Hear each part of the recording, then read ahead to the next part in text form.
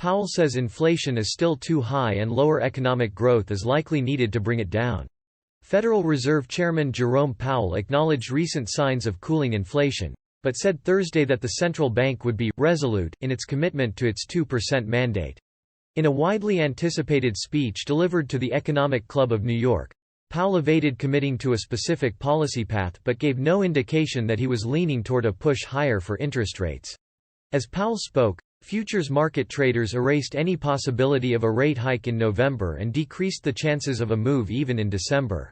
He acknowledged the progress made toward bringing inflation back down to a manageable level but stressed vigilance in pursuing the central bank's goals.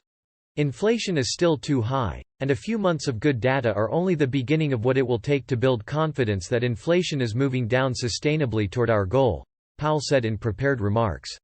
We cannot yet know how long these lower readings will persist, or where inflation will settle over coming quarters.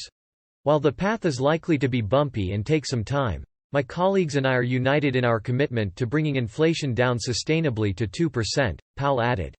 The speech comes with questions over where the Fed heads from here after a succession of interest rate hikes aimed at cooling inflation. Stocks turned higher after Powell spoke and the 10-year Treasury yield backed off its highs for the session. Powell said he doesn't think rates are too high now. Does it feel like policy is too tight right now? I would have to say no, he said. Still, he noted that higher interest rates are difficult for everybody. Powell noted the progress made toward the Fed's twin goals. In recent days, data has shown that while inflation remains well above the target rate, the pace of monthly increases has decelerated and the annual rate has slowed to 3.7% from more than 9% in June 2022.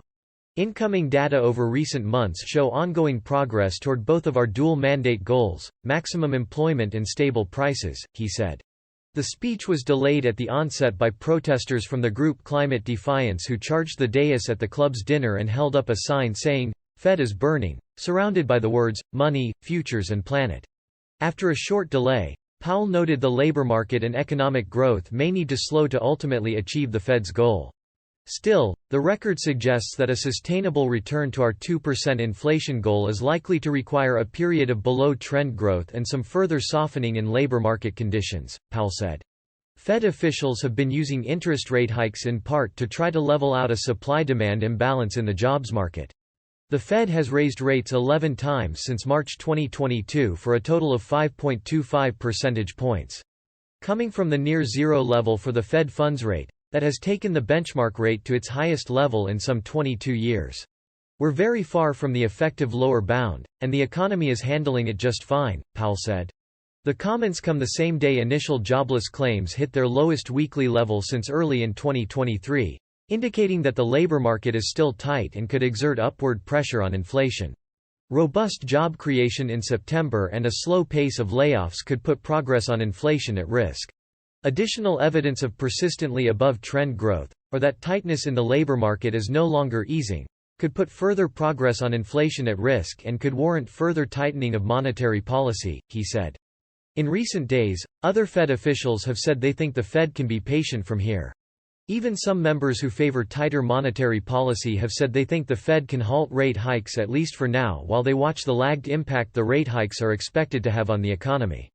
Markets widely expect the Fed to hold off on additional rate hikes, though there remain questions over when officials might begin cutting rates.